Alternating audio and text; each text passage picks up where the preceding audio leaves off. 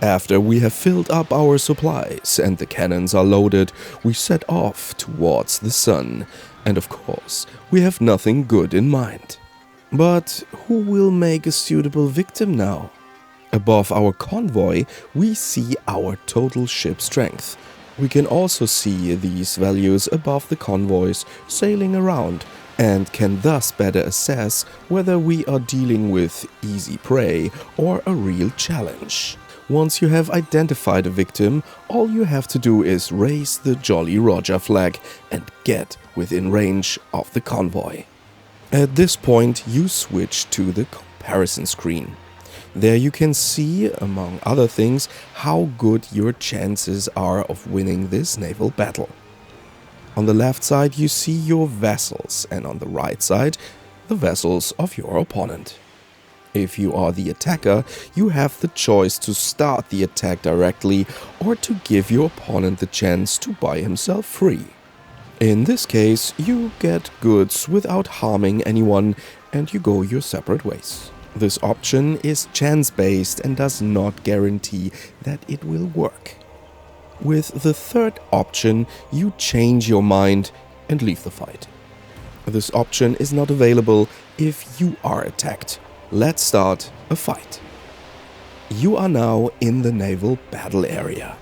The battle is turn-based and the maps are generated on the fly, depending on where you are in the open world. If you are the attacker, you start with your vessels. The displayed hexes are your movement radius, and you have to navigate to one of them. The movement options are modeled after real ship's movement, so you can't turn on the spot, but would have to make an arc if you want to change direction completely.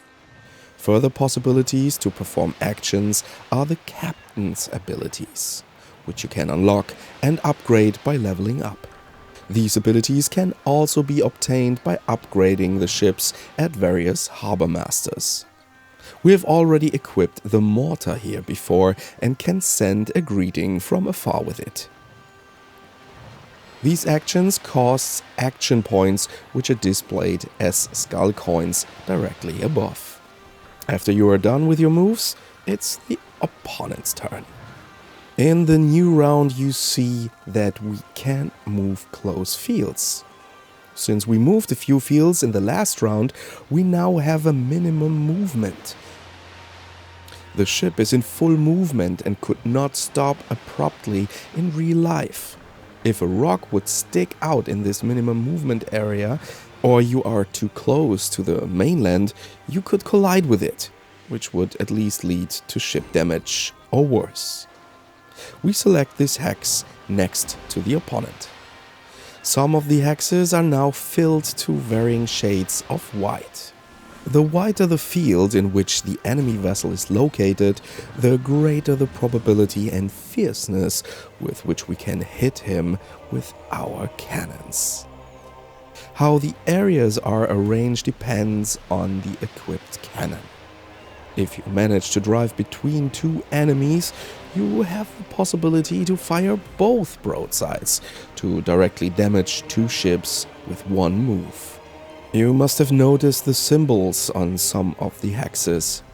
For example, the skull and the wind. The wind symbol indicates that this field is only accessible because of the wind's direction. If the wind comes from behind, a ship can sail further. If it comes from the front, it may slow down more easily. You should avoid using a skull field, as this could cause damage to the ship. Try to get your vessels in good positions to cause maximum damage to the enemy. The damage indicator is located in the lower left corner for your ship and in the upper right corner for the enemy's ship. The armor is marked in yellow. This must first be penetrated to inflict damage to the hull. Here we have already destroyed half of the hull. If you want to send the ship to the bottom of the sea, you should attack the left, defenseless side. Unfortunately, if you sink the ships, you won't get as much loot. To get the most out of your haul, you should board the enemy ship. This way you can capture the entire cargo and include the ship in your convoy. You can sell it in the next town, or you can put a shipless captain on it. In order to have a better chance of boarding, you should first compare how many fighting men you have on board and how many the other ship has. Our ship currently has 100 men on board and the other 99 and 98 respectively. This risk would be too high, because if you lose a boarding process, the opponent will capture your ship. Our big ship is generally better suited for boarding, and here we also have more men on board. This enemy ship has no more armor on the right side, so we can thin out the passengers list with another kind of shots. For this we use the grape shot. This is directed only against the crew. If you activate the boarding icon, you will also see the chances for a boarding maneuver. If the maneuver is successful, we enter the boarding process.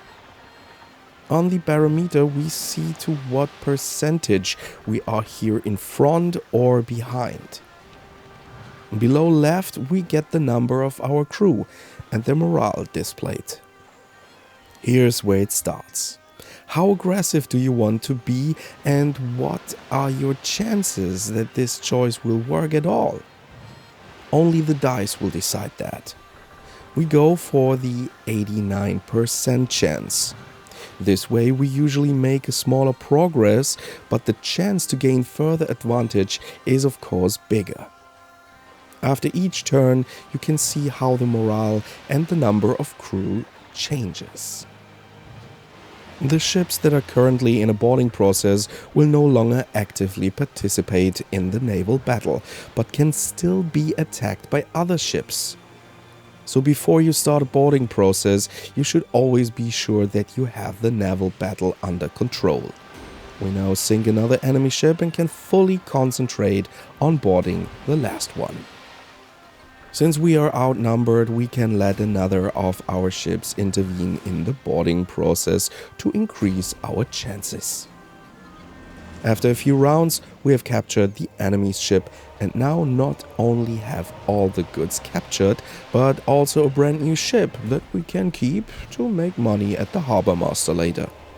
If you already have too much cargo, you can also manually set which goods you want to take with you. In our case here, we conducted the battle too close to a town. With the pirate flag hoisted, you can dock directly now, so you should move a little further away until the flag is lowered. Now you can dock without any problems and get rid of your captured goods. We hope that this little introduction into the naval battles helped you.